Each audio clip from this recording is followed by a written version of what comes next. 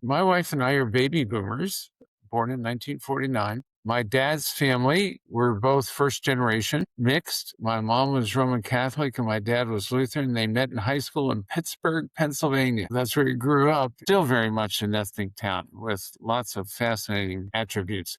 But anyways, they met in high school, got married, and mom became part of the Lutheran Church, married there. And so her Irish Roman Catholic family didn't talk to her for 10 years. That was always interesting. But that's the way the old cultures were, right? Very isolated, came from someplace, bought places together in places like Pittsburgh. There was a Jewish ethnic place and the Irish and the Germans and the Polish, mostly Central European. So that was kind of interesting. And Penny's background, and I need to talk about her too, is English, French, and Central European. So we're sort of second generation, first generation, if that makes any sense. But my dad and mom's side of the family, all the boys. So my dad was one of 4 boys, 2 sets of twins. And my mom's family had 3 brothers. All were veterans from World War II and served everywhere, Pacific, Atlantic. So that ethic of service was born in our family and the military. Some came home not very well, to be frank. My Uncle Joe died young, and my mom would always say he's just never been right since he came back. Borneo, Guam, Europe. My mom was the collector of all the stuff, which my brother and I still have, and we think we're going to donate it. Pittsburgh has a place called Soldiers and Sailors Hall where they collect those type of things from families that lived in Pittsburgh. On Penny's side of the family, it was the same thing. Penny's dad was in the Army. The male side of the family did all that. So as I was growing up, that was just part of what I was growing up. So it was sort of this concept of the military and service and this concept of faith. And the questions that were always posed to me for a variety of things, like this question of vocation and calling and what do you think you're going to do? And they were just happy that I was going to go do something. And when I told my dad about, boy, Dad, I'd really like to go into the Air Force and be a pilot and stuff, he never quite figured out that the Air Force wasn't part of the Army anymore, but that was okay. But that was kind of an accepted path at that time. Maybe still today for lots of veterans, their kids follow that path. And then on the faith side of that, we grew up in the church, my brother and I. I can remember this old style, kind of rigid German Lutheranism sitting in our big church. I mean, it was like a cathedral with an elder sitting in back with their arms crossed. And my brother and I both knew if we started causing trouble, we were in deep trouble, talking too loud or anything. But I had a great pastor, and we went through a thing called confirmation, which is a deeper dive into what the Bible says, like a whole bunch of things, but it was really a deeper dive into this thing called vocation. So, little theology here. Prior to the Reformation, the concept of vocation was really formed within the religious community. So vocation meant, oh, you're going to go be a monk, or you're going to go be a priest, or you're going to go be a nun. And the Reformation across Europe broke that open and said, really, everyone is called to something. This vocari, the calling and vocation. And so 1500s, that really broadened out. And the question then becomes, and Luther did this and talked about 3 estates. We're called by God to something. And there are plenty of examples in multiple religions about how God or whomever touches people, that you need to look at this seriously, and it's never about you. Vocation is never about you. It's about whom you serve. And that service can be the community within your church. It can be your family. In fact, it is. And it is also your community. So those 3 buckets, as we go through life, we really need to think about. And so there's an equipage side, there's a service side, and there's a faith side. So those meld together in this idea of calling. Vocation's an interesting path to go down. One of the things when I was president of Concordia I really enjoyed, and educators are wonderful people, but sometimes this idea, personally to me, this idea that you can be anything you want to be is misleading kids, right? I love music. I tried 4 instruments. It's not me, right? Yeah, I can relate. I'm not a vocalist. But what our educational processes should be about, and which I really loved at Concordia University, was how do we help students understand how they're equipped, how has God called them, and then how do they live out a vocation? Where may that be? And that's not necessarily a job, it's a service perspective. So you might be great at math and could be an incredible engineer and build buildings or homes. Your service would be building those great homes or great places to work. I work with a group here that started in Austin and now spreading everywhere. It's called Aetos, and it's from a verse in Isaiah, which was actually my inauguration verse. And it's those, 40:31, those who wait on the Lord will renew their strength. They will mount up on wings of eagles. They will run and not grow weary. They will walk and not grow faint. And so it's that eagle. So eagle is the colonel rank. That's why they had it in my thing. Those of us that fly airplanes love flying, but we fly that not for me, but in service to others. So I do a thing when I talk to pilots about this thing about, yeah, you love flying airplanes. We all like pushing all the buttons and doing all that stuff. But it's really about getting those families from one place to another. It's really about, in the military, defense of our country and doing the best you can do. So anyways, I get through college. Jonathan, you'll love this. My best friend in high school and I's decision process for college, because my parents, right? And they said, you can go if you can figure out how to pay for it. And so Bob and I went to high school together in Western Pennsylvania, north of Pittsburgh, this really small school. It was like, yo, Bob, where do you think you're going to school? No, I don't know, Tom. Tom, where do you think you're? I don't know where we're going to school. Well, what do you think about Pitt? And I'm, oh, okay, Pitt sounds good. What do you think? Okay, Pitt sounds good. So we both applied to Pitt and got in, University of Pittsburgh. And our decision process about Air Force ROTC was about as deep. Wow. Yeah. We were Like, why not? Yeah. Freshman orientation, we both had, oh man, that looks really cool. What do you think? And I said, yeah, okay, let's sign up. That was it. 26 years later, after graduation, we both retired at the same time, maybe 2 months apart as full colonels. But it was a fascinating journey. And I don't know that God sent me, that anything sent me down that path, but that vocation piece was always in the background. How am I serving? What am I doing? So that's framed my life and Penny's too, both as a family and for our kids. So I'm going to fast forward a little bit here. So military was great. Retired out of the Pentagon, was promotable in the fast track, blah, blah, blah. Penny and I started talking about it and said, this may not be it anymore. We need to think about and pray about this and say, what's next? Stay or go? And if we go, what are we going to do? And I was working for Secretary Cohen when he was Secretary of Defense. So there were a lot of people that were happy to hire me. And we said, okay, let's retire. We moved 19 times, Jonathan, 19 times. And our kids put up with it. This would have been our first move really away from the kids if we stayed. And we went, we're really uncomfortable with this. Have you been the spirit talking, right? You know? And so I got a whoop-de-doo job, making more money than I'd ever thought I'd make in my entire life, working as a defense contractor. And Penny was running 3 doctor's offices and it was all okay. And 10 to 12 months in, we went, this isn't it. This isn't what's important to us in our lives. I still have the income tax form from that year down here in a filing cabinet, because it was a chunk of change. That said, and so we made a big change. On one side, that did change our lifestyle. I don't know if you know much about retired military, but our retired healthcare is the best part of it. We get paid, but it's not nearly as wonderful as what the healthcare is. And I'll tell you a story about that later. But the healthcare, and we both thought about it and prayed about it, talked to people, and said, what do you think the options? And we were in church one day and walked down the hallway. So my doctorate, then I went back to school. My doctorate's in biochemistry, and my postdoc is in biophysics. So if you ever want to know how to run an MRI, I got it, okay? And how it works. That was at Carnegie Mellon and Pitt again.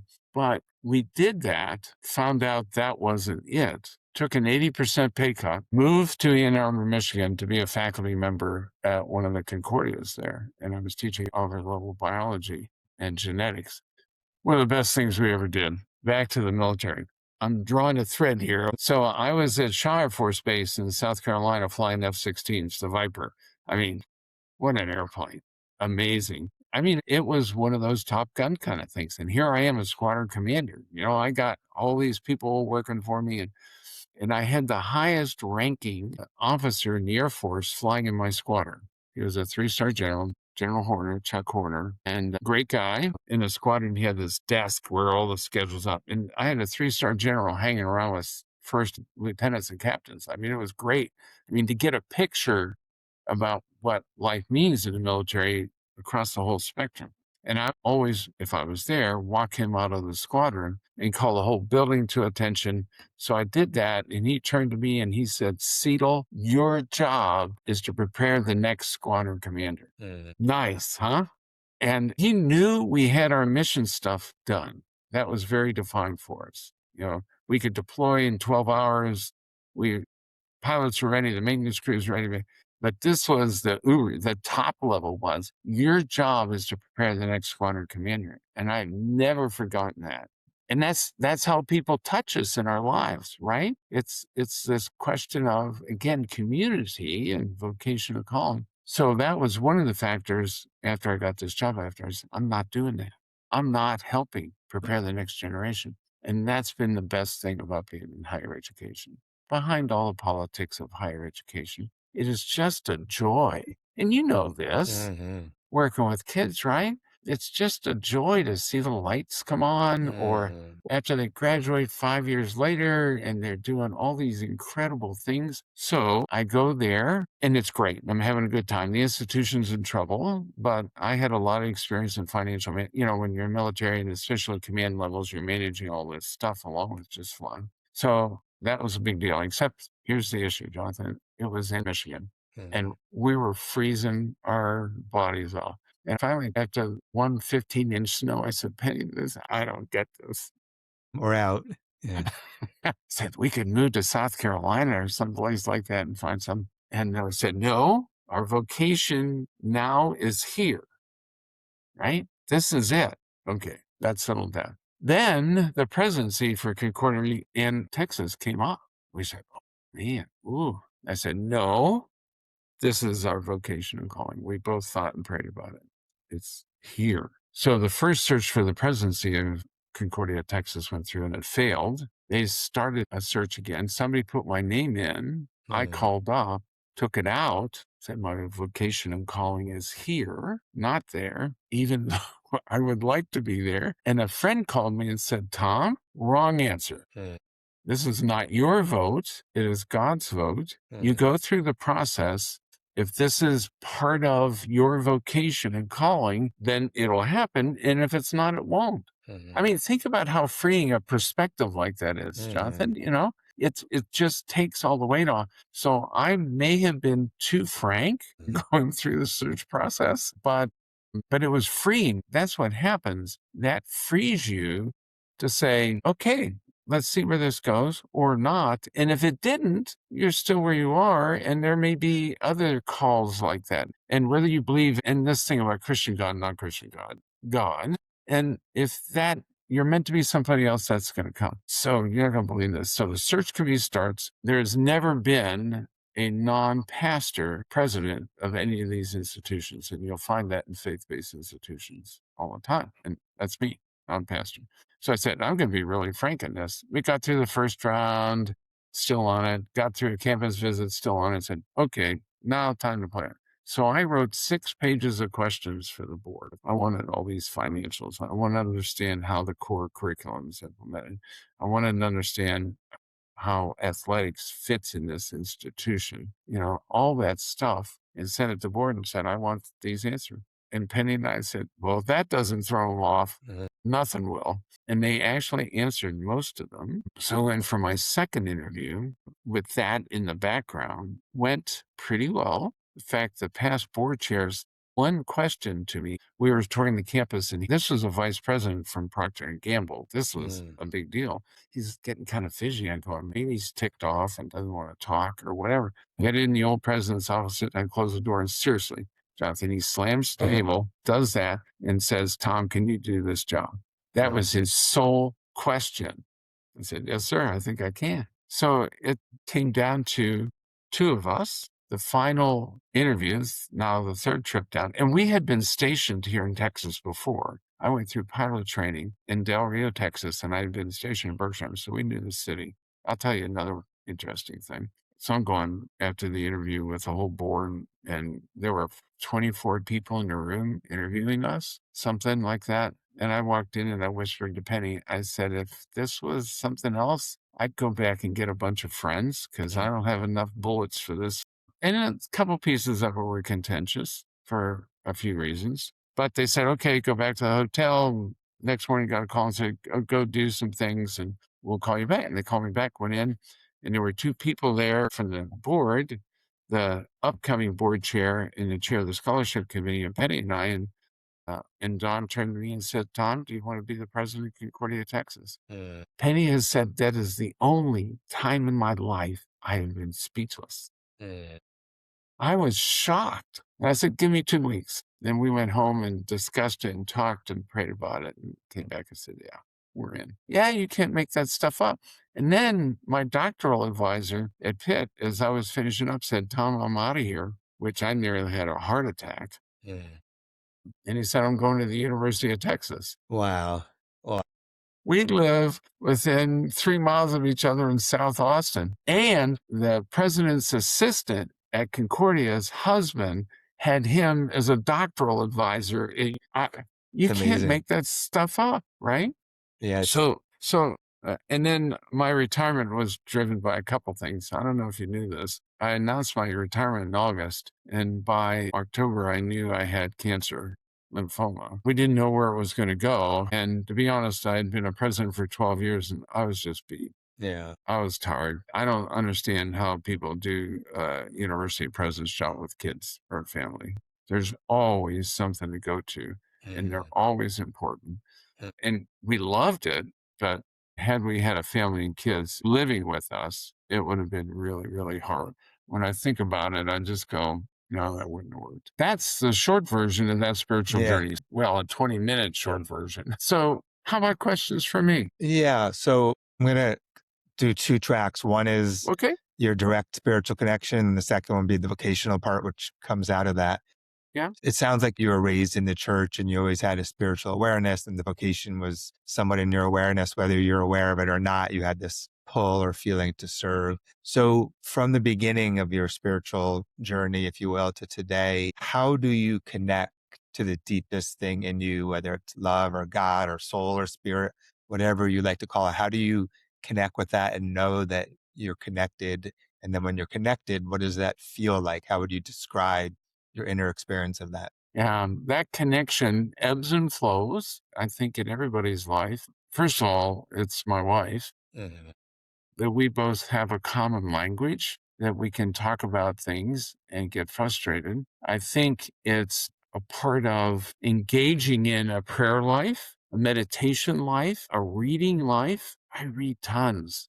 There's a great book written, it's called Generous Orthodoxy by McLaren. That is an incredible read about how we can have these sets of beliefs, but still live generously in everything we do. It's not an easy read, but those types of things actively engaged in reading, whether it's Bible study or generous orthodoxy or other approaches. It was fascinating. We lived in Pakistan for 2 years. We can talk about Islam here, but living there was an incredible experience. Community helped shape that spiritual journey. There were times I went, God, what the heck is going on here? Really, our first son dies, right? And you go, I do not understand this. Was it my fault? Those kinds of tragedies can really move you. And being in community, I'm going really random on you here, No. John. It can be a difficult question because it may be something you experience, but then to sit there and look at it like, well, how do I connect to that? What are the pieces? And so community, family is part of community, reading. So all these things are ways that you're feeding your soul, so to speak. Yeah. And community, these groups, these times when you can really connect with people and understand, or you have a friend like my friend Bob that I went to high school and college with. And I mean, we still talk all the time. My brother, I may talk to my brother every day or every other day. He's my project advisor, by the way. My brother was a high school teacher for 35, 40 years. Wow, that's great. And think about that dedication, Yeah, right? that's amazing. Yeah, and Amazing. he taught industrial arts and CAD/CAM, and he repaired tractor trailers on the side. Talking to him helps me ground me, especially when I need a tool or how to fix something. So I think that community is incredibly important that you can Mhm. be close to. And I think, Jonathan, one of the other things is like, who do you talk to when you're in some of this tensions? Sometimes I try and resolve those myself, but that doesn't really work. Mhm. You know what I've noticed, like, say, for example, speaking with you, obviously you're a very bright intellectual man. You like science. So there's a certain type of brain that is very, very effective for certain things. And Yeah. sometimes in spirituality, people sometimes have shared that that can get in their way of like a deeper experience of God, of the soul. Yeah. Everyone has to navigate their own tendencies, I think, and to know that, like you were saying, going back to vocation of what are our tendencies in spirituality. So I'm curious for you personally, do you remember moments where you felt like, wow, I'm so immersed in the experience of love, of God, of universe, Yeah. whatever you like to call it? Yeah, yeah, and you are correct. I'm a spreadsheet kind of guy, right? Give me Yeah. spreadsheets, let me work on a problem, and I think those times have happened in really hard times for me. I was in one particular job where our boss, I still don't understand. This person was angry from 5 o'clock in the morning till midnight, near as I could tell every day. And how you could live like that and not die from high blood pressure or anything, but I had a group of people that really helped me through that. In the Air Force, you cross paths just like anything, right? Hmm. And some of these folks I had been assigned with before, and they understood how bad this was and really were supportive of me. And that helped a lot. I ended up being the buffer between this guy and 6,000 other people. Wow, that's hard. It was hard. But Horner, so this fellow, this was a couple of times before that, when he found out where I was going, he said to me, let him know I know you in a very subtle way. And what a gift. Think about that as a Mm, gift. mm, And once this person knew that I had worked with him, this general, I had top cover. I yeah. really did, which allowed me to do things down below. But this person was a screamer, book thrower, Mm, the whole thing, but never, ever did that in my presence, ever. So I could play the top cover role. So I think that was bad, Jonathan. And that's again where our spouse comes through. We really thought and prayed about that. And finally, I called another friend after 2.5 years of that and said, and I was being interviewed for a command position and some other things. And I said, we can't do this anymore. I just can't do this. And he said, okay, we'll get you out of there. And everybody knew this. That's what frustrated me so much that this person was like that. First of all, relationships are things we can rely on. The spiritual part, this faith part, can be really hard because, like anything else, it ebbs and flows. And that's why I think that community can really help me through things. And that community at that assignment was what got me through.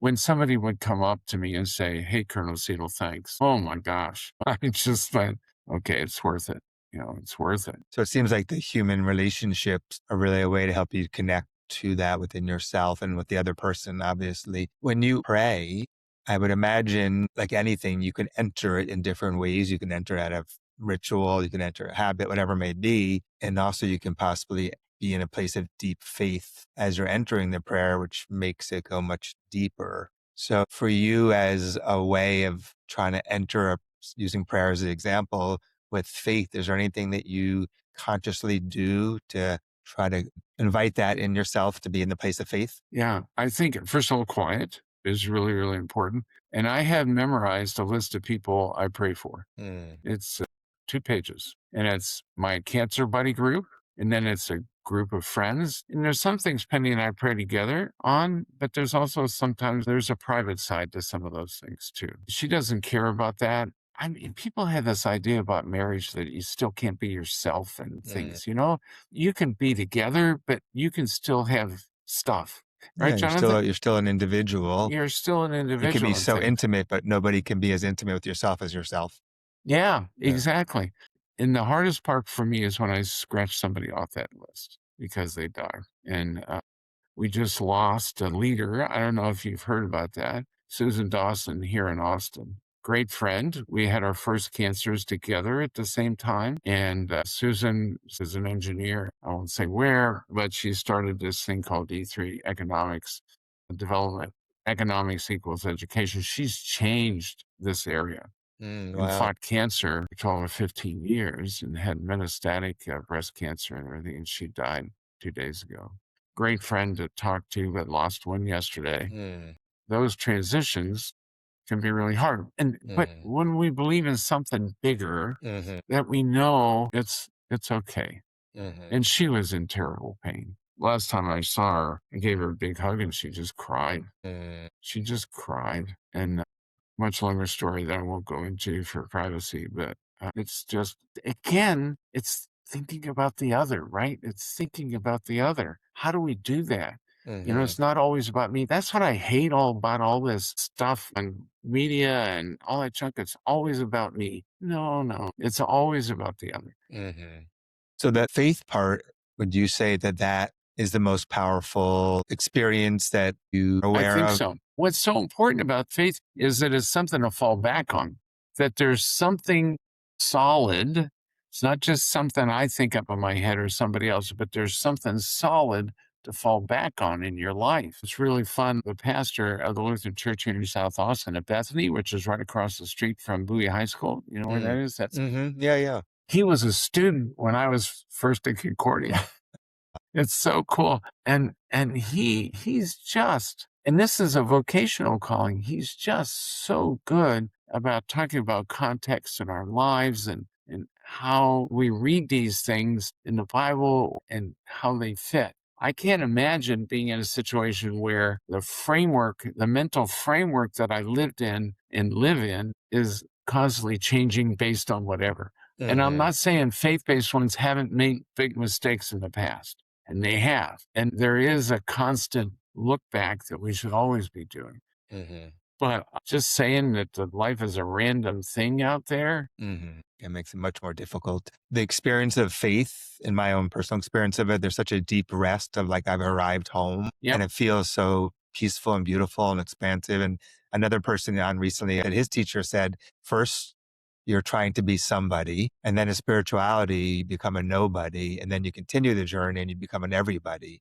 I thought that was really beautiful and Yeah. profound. Yeah. Yeah. What a great way to talk about it. Yeah, I thought that was really beautiful. So, with faith, say, for example, when you were going through cancer, like the human gamut of all different reference points and perspectives and experiences, is we all have that.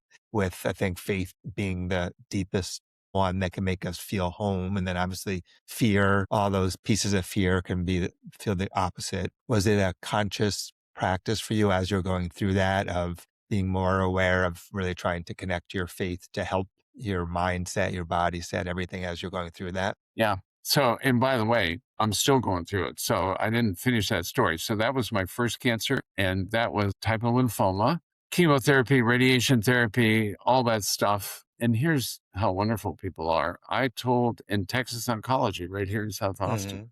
is where I go. I said, I don't care about a whole lot of things, but I will do my last commencement at Concordia, period. So figure it out, but I'm doing it, and they really helped and got it figured out. I was bald. I used to have a lot of hair, Jonathan. That's another story Yeah. about when my hair started falling out. But they really worked out the chemo radiation therapy. The people that helped set that up, this is wonderful. They had hand sanitizer for all the students. And this is 800 students because my immune system was still shot. Yeah. They made a very nice announcement. I had hand sanitizer before me and I shaked every student's hand on the way out. So, anyways, that goes down the road. And I didn't do a bunch of, I thought I was getting the right blood checks. So 2 years later, maybe three, I have a blood check and it included PSA. So first of all, you better be getting your PSA checked Mhm. every annually. Mm, Okay, every year. My PSA was 12.8, mm. which is way out of bounds. Yeah. So second cancer. So I end up going through surgery, radiation therapy for that. So now I'm going this path. That was 2 or 3 years ago, and it came back Mm, a year ago. mm, So I'm on some drugs, but in fact, I had an oncology appointment this afternoon. This one's not going away. mm. It's not going away. So they monitor me between urology, Austin, and Texas oncology every quarter. Will this be the thing I die from? Maybe. I'm mentally adjusted to that this is probably what I'm going to die from. But they work really well on keeping track of me. And when it started up, and of course, Jonathan, be a spreadsheet guy. I had all my blood data in spreadsheets and all that stuff, right? And I bring in my spreadsheet when I go to doctor's appointments, and he said, okay, Tom, go for it. But we knew something was going on because the data was waffling and it went boom. So that brought life into perspective again about how do we live our life now, because it's a different answer than we had before.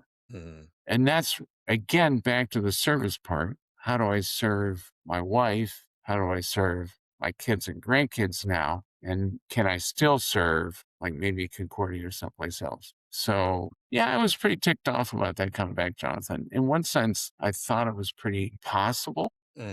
We did a genetic test after the surgery, and they can look at the genes in a tumor and compare that to a catalog of other genes from other men that have gone through this for like a decade. And they came back that there was a 0.95 probability that it would metastasize. So we live with that now. And again, it's a team between Penny and I. It's prayer, it's community, it's doctors who now I know after 12 to 15 years. And there was this whole thing about going to MD Anderson and stuff. I said, I'm not doing that. I know these people. I trust these people. They know me, and MD Anderson would not do anything different. And I don't have to drive 3 hours through traffic to do it. So I think those things bring focus in your life to now, right? And this concept of community and prayer. And I have a group I get with every Wednesday morning to be a support group. You'll love it. It's called Man Up. Very nice. We're going to go axe throwing in August. How's that sound? That's great. That's great. And do things. So I think it's a multivariate thing. There's these different ways, and I find my best with my wife. It's incredible. It's great to have time alone, but she and I together, 55 years of marriage now. Beautiful. Very beautiful. My brother, my friend Bob. So that community spreads out. It's so helpful. The guy that runs the Whataburger near us, Maggie at Torchy's, that's all community. Matt and the folks, Jerry over at the city. I mean, that's all pieces of those communities. See my Whataburger cup? Oh, yeah. There you go. Iced tea for everybody. That's awesome.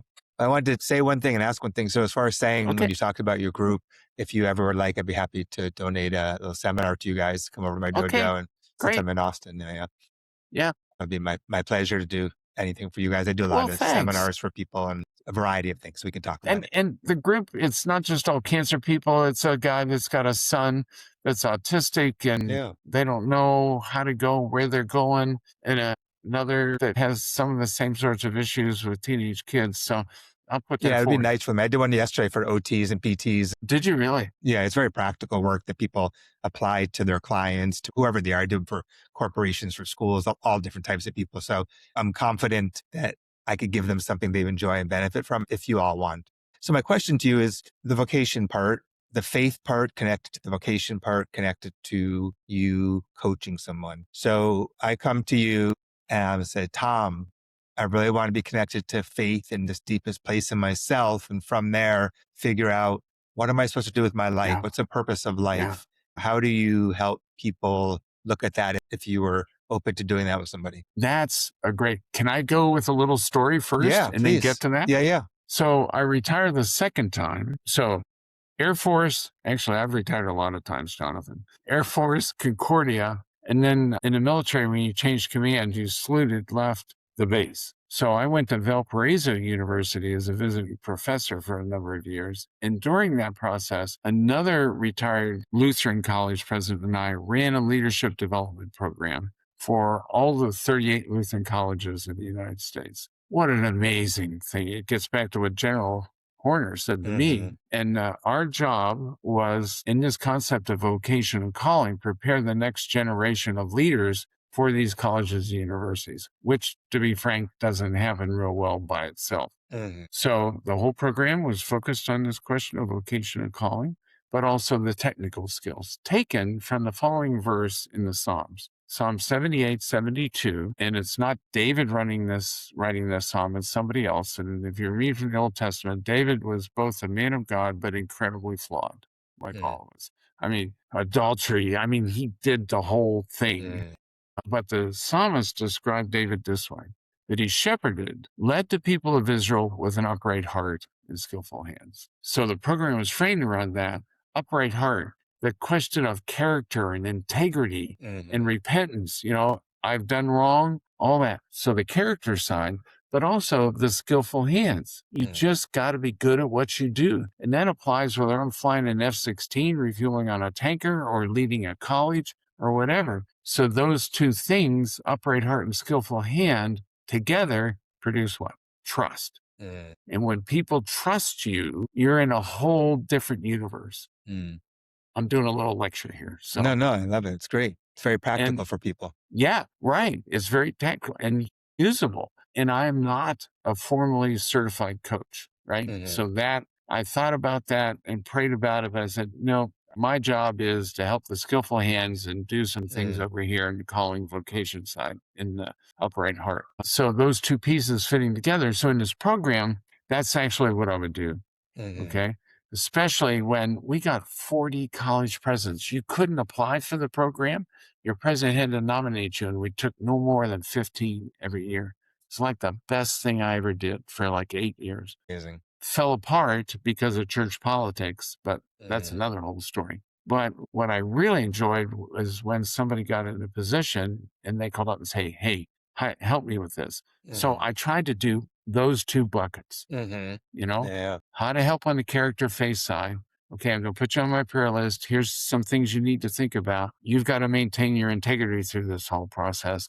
But then also on the skillful hand side, here's some tools that might be able to help you get through this. And it's planning tools and ways to think about problems and stuff Mhm. like that. So that's a little bit of a long story Yeah, of you how know. to mentor and work with people. But I'm becoming a board member actually this weekend for an organization headed by one of our graduates who is just a super duper guy. And he said, we just need you to be on the board here for a little bit to help us with those two things.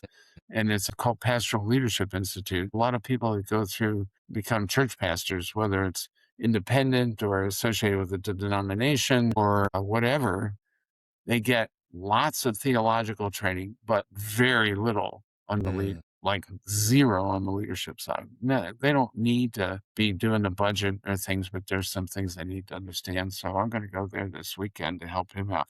So my first step would be listen to him for a long time, mhm, right?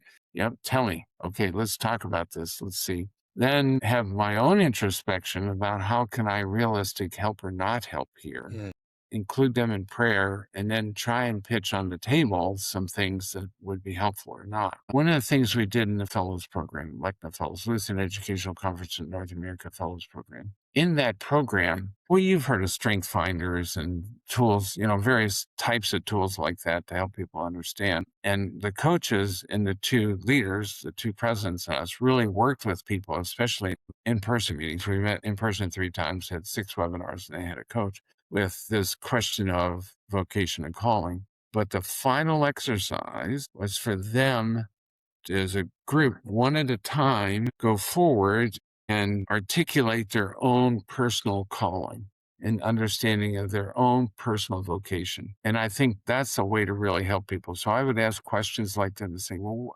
where do you think? Are you in the right place now or not? Maybe you need to change something. What do you feel is your calling? Is it bigger? Is it here or there? Do you feel equipped for what you're going through now? If not, how can we do that? And mhm. the hand side. So, I mean, that framework to me, I don't know if it's good for Yeah. anybody else, is really usful for me to think about that when I'm Mhm. engaging with people. Upright heart and skillful hands. Yeah, I love that. And I think like stepping back from that for a moment, I'm editing this woman's podcast who's a yoga therapist in Los Angeles. And she was referring to the Bhagavad Gita. She said something to the effect that it says in relation to this vocation, it all says to stop, connect, listen, and take action, then observe. And if you start feeling synchronicity and you start feeling alignment from the outside world, that's giving you information that maybe you're on the right track. If you start seeing the opposite and feeling the opposite, maybe that's information. So with that being said, part of stop, listen, connect, if you will, is the questions, right? Questions allow people to find answers that maybe they're not thinking of just by stopping and thinking and connecting maybe, or in addition to. So I do think questions are an amazing way, whether someone asks themselves or someone else asks them, where do you naturally feel pulled to? What do you feel is your calling? All those kind of questions start giving somebody some information if they have no idea, right? Maybe you felt that as a kid, a certain thing, and you and your friend just went for it. But maybe even another level, you were like, hey, I really felt like I was going to go serve in the military at some point, and being a pilot was the right thing for me. And however it happened, maybe you were doing that Yeah. process of Well, listening and responding and observing. absolutely. So, Absolutely. 100%, Jonathan. 100%. In that engagement and listening and listening to your heart, mhm. not your head all the time. Right? I think one thing that the work that I do and the way I kind of frame it a lot is that most people were not taught how to live well. The name of this podcast is Spiritual Ninja. Is very intentional because it's like, how do you ninja your insides in a way to understand yourself, to get to your heart and soul, to know how to work with your own tendencies that tend to pull you out of that, whatever it may be. And then to look in the world. I mean, there's so much going on in the world, and how do we find our way that does feel like it's coming from our heart and our soul, and then we can develop the skillful hands in whatever our calling or pull is. And I think it can be, I know for me, when I started my spiritual journey, it was so confusing because there was just so much thoughts and feelings, and it was so complex within my own head. But as I started doing different practices that allowed me to get different perspectives and connections, and things start opening up and quieting, you start getting a sense of, wow, working with people, movement, spirituality, personal development, whatever it is, it starts. And then that idea of things kind of showing, oh, wow, this feels like the next way to go. And for some people, maybe it helps them to lay it out on paper, but for others, it's a feeling, it's a pull, it's a call inside that you respond to. And so I'm always looking for different ways for people to have tools to navigate inside themselves, to find that place of faith or rest or trust or whatever it is for each person, and then how to act in the world fully from that place with freedom. Like I was working with a woman this morning in flow martial arts, if you will, and everyone has their tendencies. Some people come on really strongly, some reserved, and this person is very committed to being of the heart and soft. And I was saying that that's beautiful. And that's to me like the way to go. And within the freedom of all of it, if you need to be hard for a moment, you have the freedom to do that without you becoming hard. Yeah. And I think that's something for all of us too, to realize that even if you're a very kind person, it doesn't mean in a moment you're not going to say no. Right. Absolutely. And so I think that Absolutely. that freedom is such a beautiful thing of when we rest inside and we learn to live from that place with integrity. And then out in the world, we find our way, and then we keep going deeper and wider for more freedom and more service, like you keep referring to. Jonathan, perfect. Yeah, I absolutely. This question of the upright heart and character, one thing that guy I worked with that was Hmm. really way off on one side, you can still have standards. You can still say no Hmm. and not be evil. Hmm. Yeah. And so how do we balance that?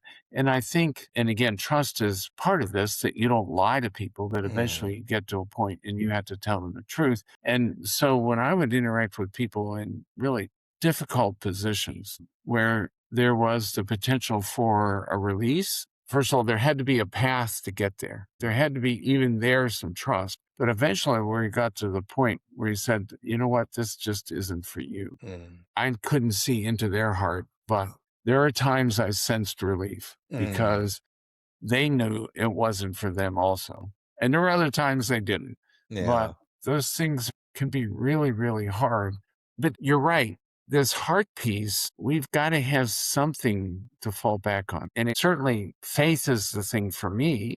and Penny and in community, that there's some people I can talk to. This whole crazy path of fighter pilot and PhD, that was all to go be an astronaut. Did I ever tell you that? Oh, yeah. That was the end point. I thought that was my calling. And the Challenger blew up. So there was a big space. And then I actually got nominated by the Air Force to be an astronaut. Wow. I was a sitting squadron commander, but I was already on a promotion list and already had another assignment. So talk about being ticked off. And I think that's part of what made me a little more grumpy when I got to that Pentagon assignment. But when you look at that path, if I hadn't done all that stuff, I would have never had the incredible opportunities I would have had in higher education, right? And it got me back on the right path. That was, in retrospect, one of the best things that ever happened to me. Not getting to being a part of that, although it would have been really fun and immensely cool. We ended up down a whole different path in life, and we were blessed through all that too, because I had some skills and I had to work. I think eventually each of us really does have to come down to, and you could call it vocation or you can call it purpose in life or whatever. You know what Penny and I do now? We're just trying to treat people really nicely. That's incredible. That's incredible. Yeah. We're blessed. We have started an endowment for nurses at Concordia.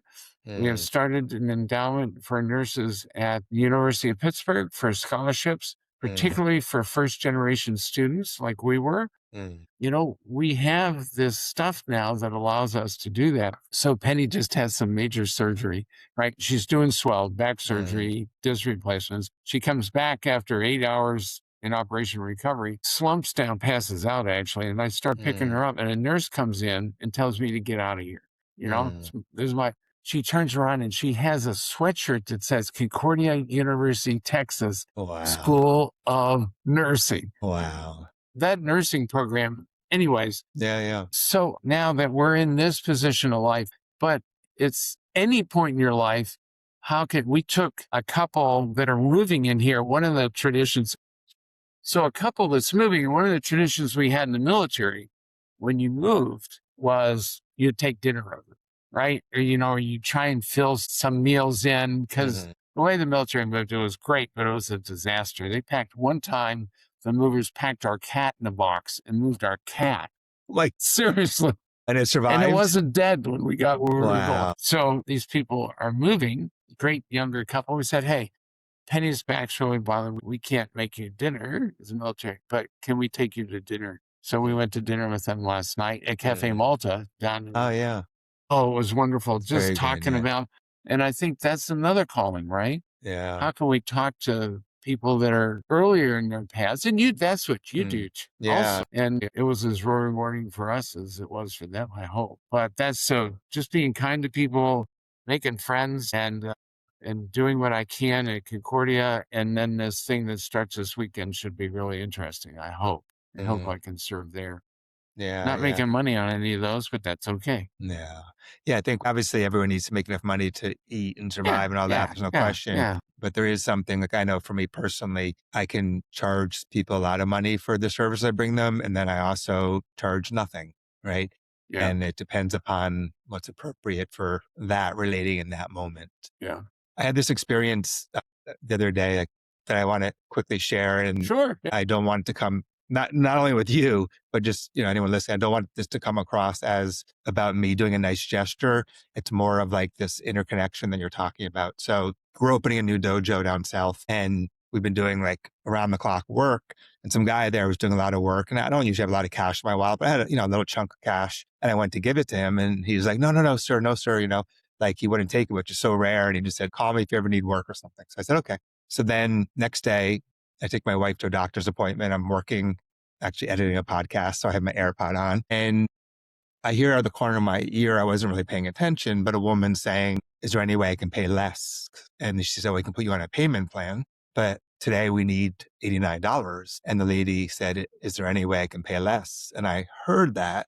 And I just went up and took my cash and gave it to the lady at the doctor's office, said, here's your money. And the lady looked at me like, oh my God. And then she looked at me, she goes, I wasn't going to be able to get my surgery today because of this. And now I can. And I thought in that moment, then the lady at the desk said, there's angels everywhere or something. But I thought in that moment that man that didn't take the cash somehow passed forward to this woman. And I just thought like, these moments of the Yeah. interconnection of all of us. I didn't know she couldn't have her operation, and obviously she needed it. But all these moments, us as human beings, as brothers and Yeah. sisters, when we can just be present, to be kind and connect and support each other, it's not only for the person serving, it's a blessing because you get to be in love and faith and Yeah. service, but then we get to be present to what's appropriate in the moment as opposed to pushing or pulling or forcing and just being there. And so I just was so touched by that whole experience and not trying to draw attention to me as an No, no. individual, Right. but Yeah. as the experience of the usness in all of this. And so I just feel it's really beautiful, that kind of thing in life. Yeah. And we all give and receive. And there's times where we need that $90 or there's time where we need whatever it is. And life many times has the people there to support us in whatever way that is. Yeah. Yeah. I had somebody do that to me once, refuse something. And then you go, okay, there's someplace else this needs to go. That's what it tells you. And somebody has the courage to do that, Mm. right? Yeah. That takes courage Yeah. for them to do that. Yeah. Yeah. And, we're still a work in progress. We all are, right? Never ending, never ending. Yeah. Yeah. And just trying to do our best. And So with that in mind, what would you say is the purpose of human life? Because I hear you speaking and I feel like the purpose is really clear. But if you were to communicate to somebody what you feel the purpose of human life is. it's not about me. Mhm.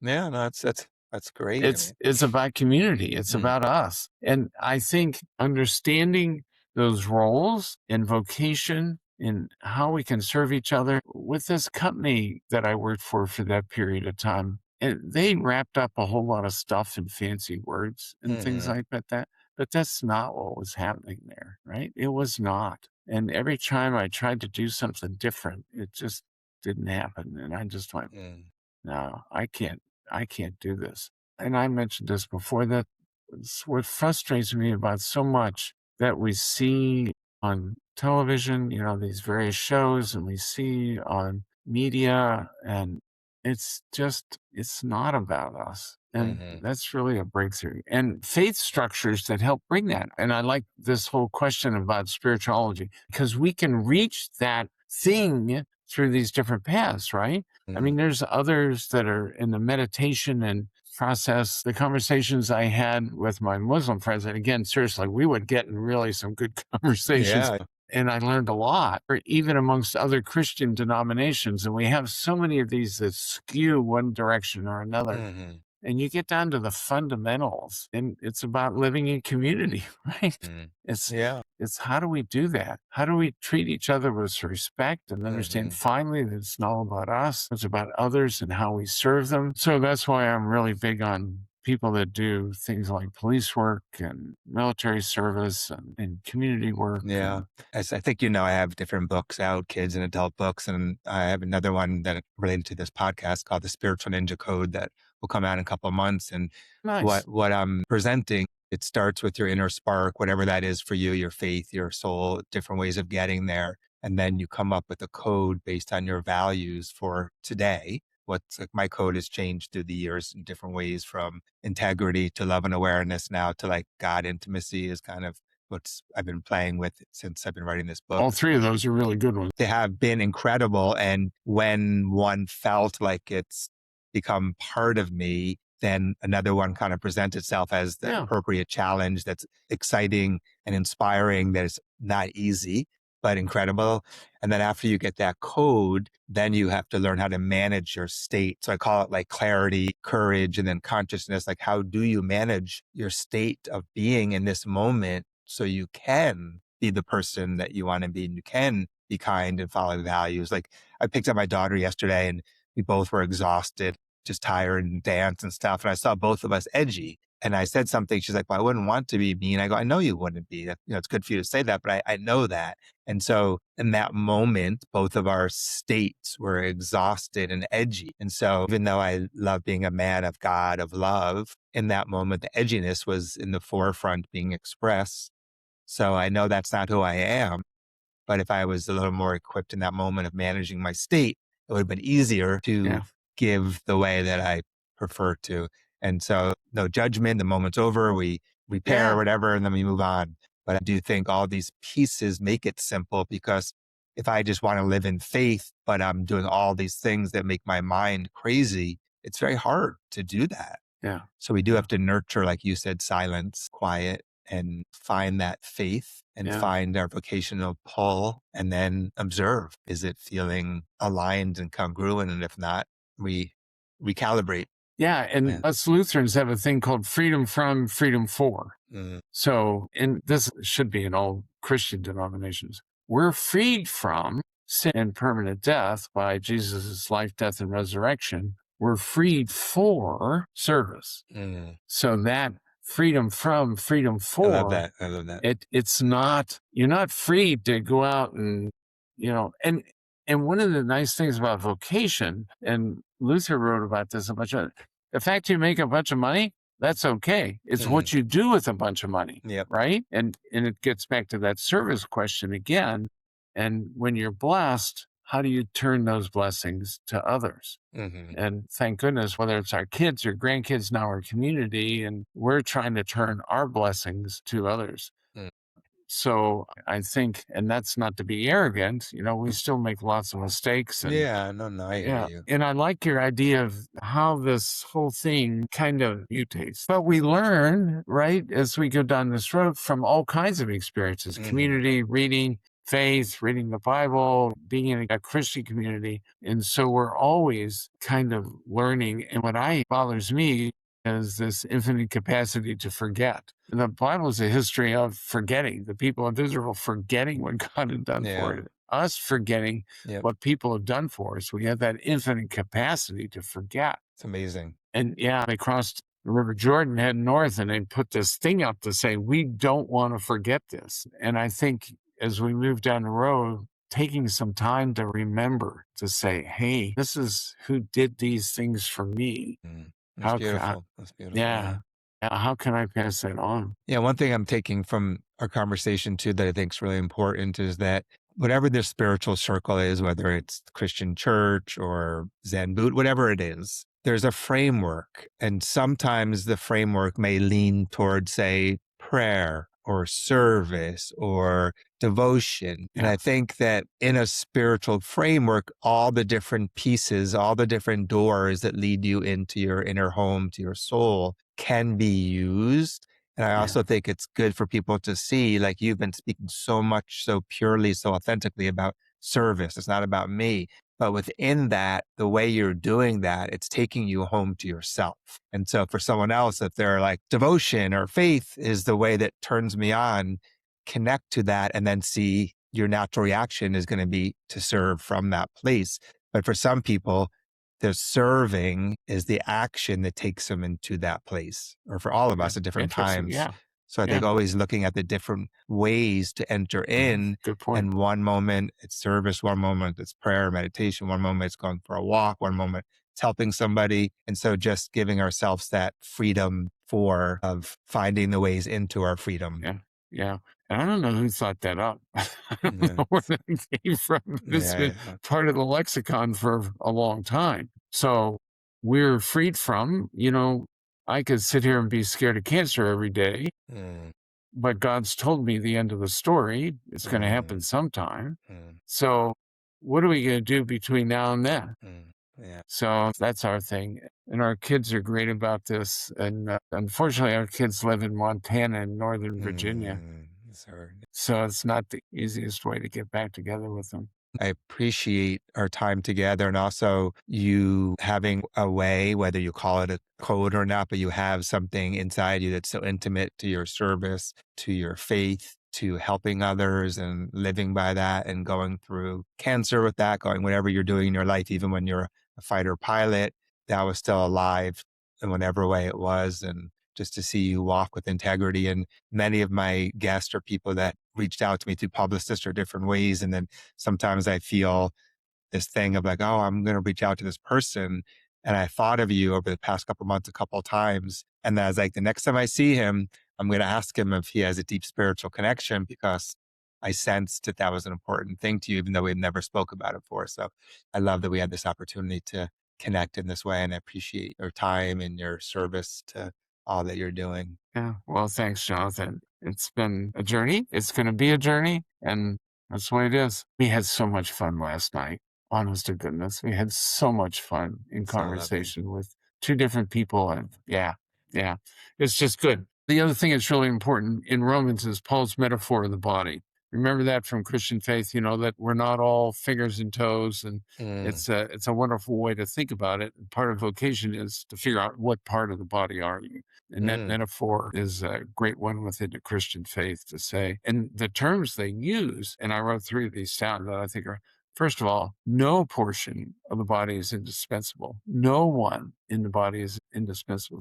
Second, there is unity in all that diversity. The body doesn't work without all those different parts. mm, We think we can, no, no, no, no, no, no. And that gets into the third thing is the interdependence part. We're all interdependent, mm. all of us. And so anyways, No, it's great. It's great. great time.